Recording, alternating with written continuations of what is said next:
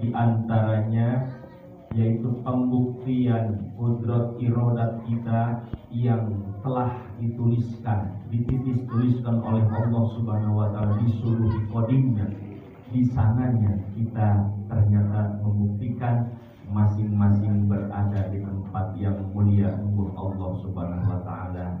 Amin ya rabbal alamin. Maka seyogyanya yuk kita bareng bersama selalu membacakan syukur kepada Allah Subhanahu wa taala. Di antaranya kita sudah melakukan berbagai macam aktivitas, yaitu tentang perintahan kepada Allah Subhanahu wa taala, yaitu puasa bulan suci Ramadan pada siang hari, dan malamnya kita memperbanyak berbagai macam ibadah, baik itu ibadah yang wajib atau ibadah yang sunnah-sunnahnya. Di antaranya yang paling utama dilaksanakan pada malam hari setelah kita melaksanakan puasa di bulan suci Ramadan pada siang hari, maka disunahkan, sunnah disangatkan, dianjurkan, yaitu melaksanakan sholat sunnah tarawih.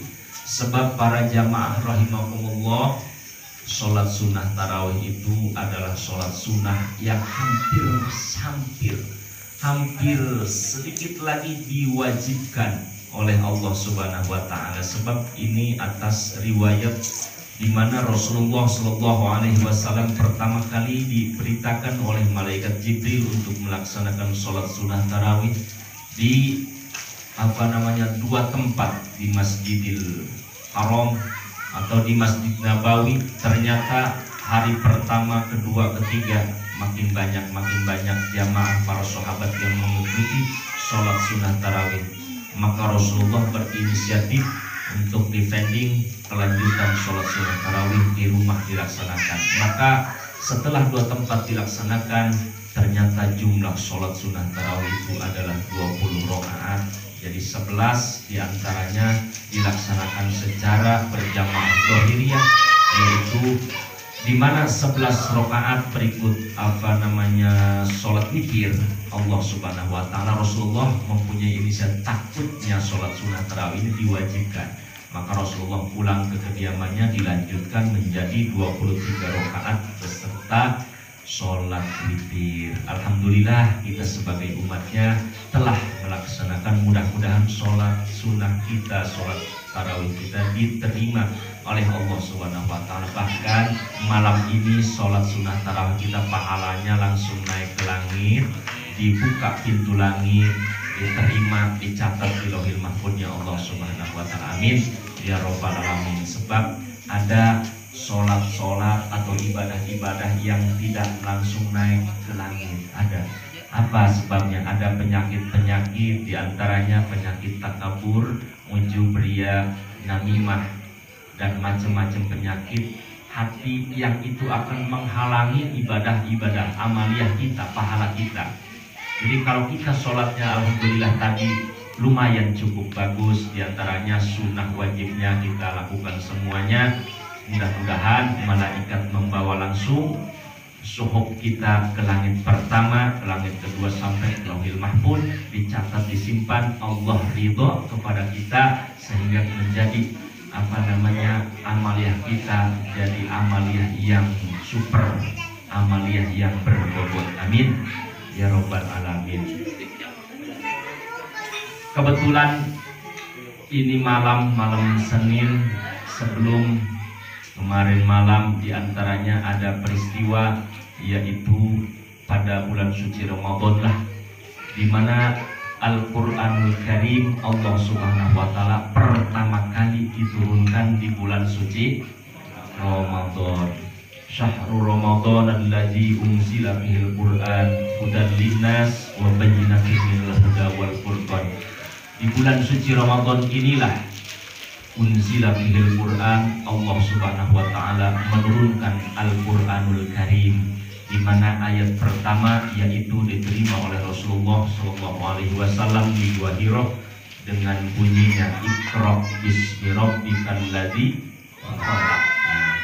Jadi di antaranya hikmah daripada Al-Qur'anul Karim untuk kita adalah wa huwa imamuna Al-Quran itu adalah sebagai imam kita, petunjuk kita, arahan kita yang telah diuraikan oleh Rasulullah Shallallahu Alaihi Wasallam sampai kepada para sahabatnya, para tabi'in. Terus alhamdulillah kita mengikuti aturan-aturan ibadah itu, pusatnya adalah Al-Quranul Karim. Tetapi saya tidak akan menceritakan sekelumit Al-Quran, hanya fadlah-fadlah di bulan suci Ramadan.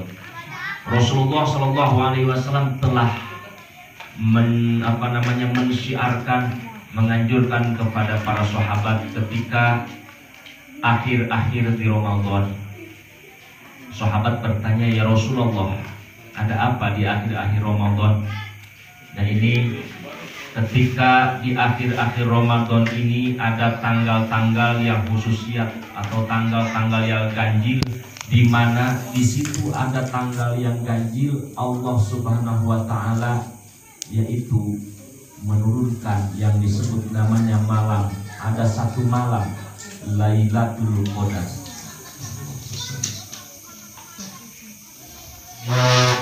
Allah Subhanahu wa taala telah berfirman dalam Al-Qur'an, "Inna anzalnahu fi lailatul qadr." Inna anzalnahu fi lailatul qadr. Allah Subhanahu wa taala menurunkan ayat suci Al-Qur'anul Karim atau Al-Qur'anul Karim itu pada bulan Ramadan pada tanggal yaitu malam Lailatul Qadar. Wa ma adraka ma Lailatul Qadar. Apa itu Lailatul Qadar? Lailah itu malam, Qadar itu adalah maha suci Allah Subhanahu wa taala yang menguasai semua planet, semua alam, semua makhluk. Ternyata rahasia pada malam itu adalah khairum min alfi syahrin, di mana satu malam saja yaitu khairum min alfi syahr. Barang siapa yang melakukan, membaca atau mewarid apa saja yang diwarid, seperti contoh kita waridan kita seperti biasanya baca Al-Quranul Karim.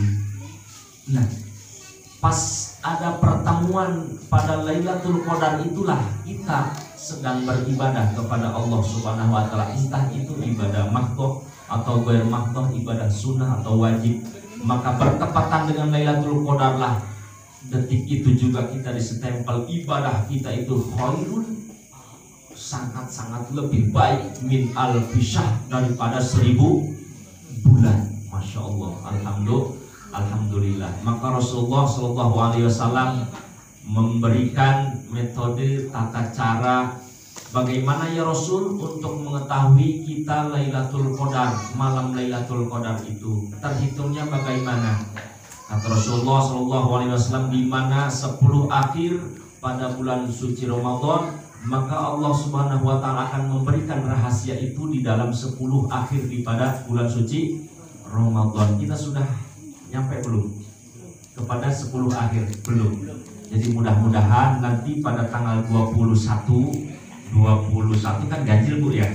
21, 22, 23 ganjil. Nah, kata Rasulullah Shallallahu Alaihi Wasallam, pada tanggal-tanggal ganjil itulah Imam Syafi'i mengatakan dalam kitabnya, yaitu di mana tanggal ganjil Allah Subhanahu wa taala sudah barang pasti akan menurunkan Lailatul Qadar itu. Jadi intip kita itu jaga, kita harus terjaga dari malam yang ganjil tadi. Ini pada 1 detik, 1 menit, 1 jam lamanya itu khairun min alfi syahr.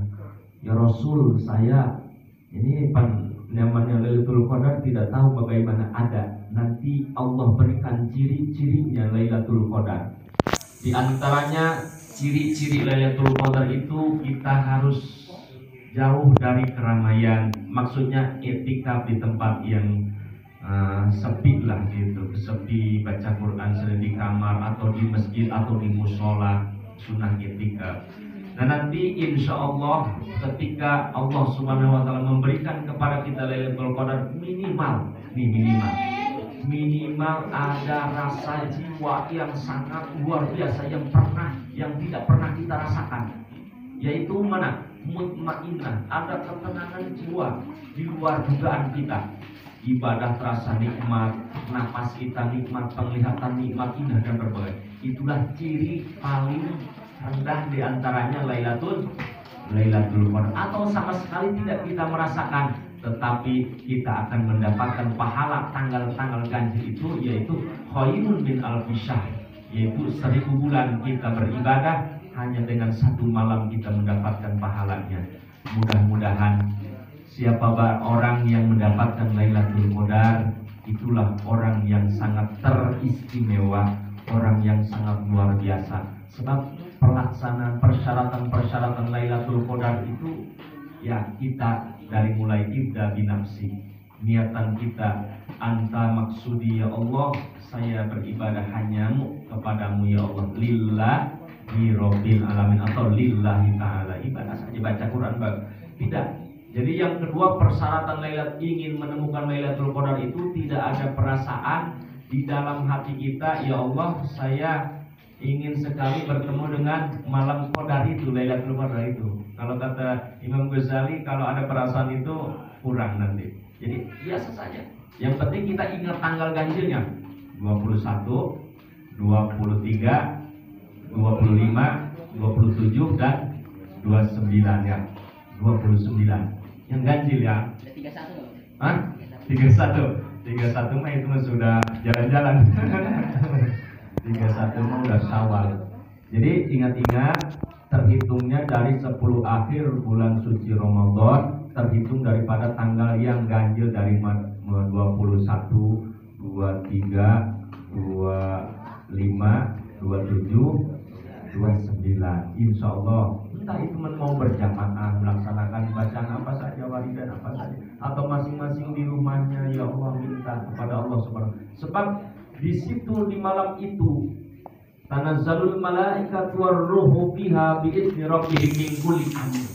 Nah itu tanazzalul malaikat dari langit, satu kedua dari aras dan berbagai, turun semua ke muka bumi.